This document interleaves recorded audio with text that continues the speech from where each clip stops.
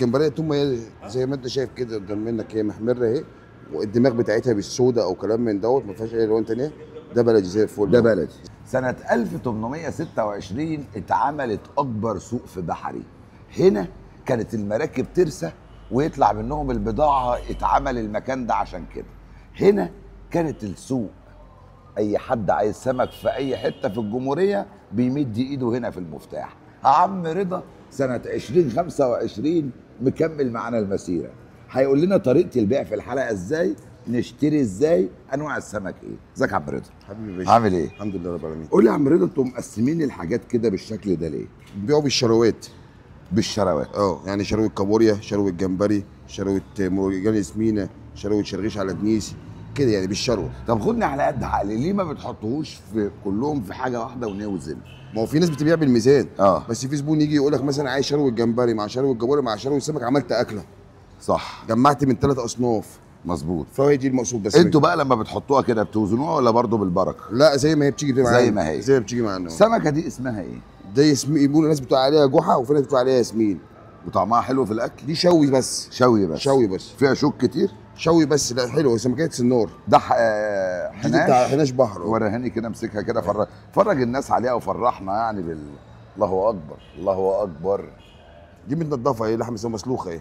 دي بتتاكل كده اتسلخت. بتقطع كده، بتتعمل طاجن بقى والكلام ده كله. الجمبري ده بقى ده احمر بلدي. ده بكام بقى الشروه دي؟ بكام؟ بالشروه على بعضيهم يعني. بكام الشروه دي؟ ما هو مش كل الزبون، يعني مثلا انا لو اطلب 150 ممكن يقول لي 100.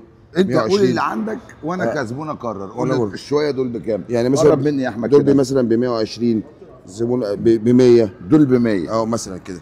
دول عايز نجيب منهم شويه كابوريا مثلا ب 70 ب 80. يبقى ناخد مثلا دول على بعض كده ب 150 جنيه بالظبط كده. فهمتك. يبقى عملت اكل الكابوريا واكل الجمبري. فهمتك. حلوه ده. بس الاسعار عندكم حلوه هنا في اسكندريه يا جماعه، ما شاء الله. يعني ما شاء الله الاسعار زي الفل. طيب قول لي اللون ده بقى كده ليه؟ لون ايه؟ ده مجمد. ده بلدي. وده سعره مختلف عنك اكيد طبعا. طيب انا عندي واحد هنا فاتح وعندي هنا واحد شويه لونه. ده بلدي، ده اهو، ده احمر. وده اهو. يفرق في الطعم؟ يفرق في الطعم في الاكل يعني؟ لا، الاثنين ده بلدي. الاثنين بلدي، بس الاحمر احلى. الاحمر الخشبي ده احلى. ده احلى. طيب انتوا بتشتغلوا كل الايام، يعني 7 ايام في الاسبوع؟ وبنفس الطريقه؟ ايوه. لو انا حبيت بسوي فين؟ هنا في شوايات بتعمل كل حاجه. هنا شوايات. شوايات بتعمل كل حاجه. هروح اخد من عندك واروح اديله يشوي لي. حلو قوي ده.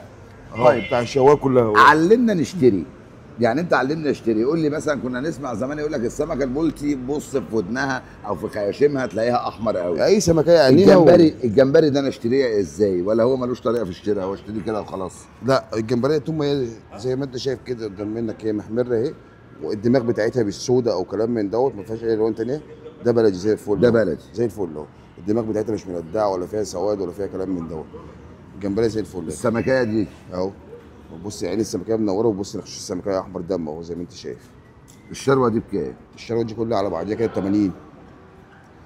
اللي عايز يشتري سمك، سواء انت من القاهره، انت من القليوبيه، انت من اي حته، اللانش بوكس حبيبك. وهنا كمان بيبيعوه.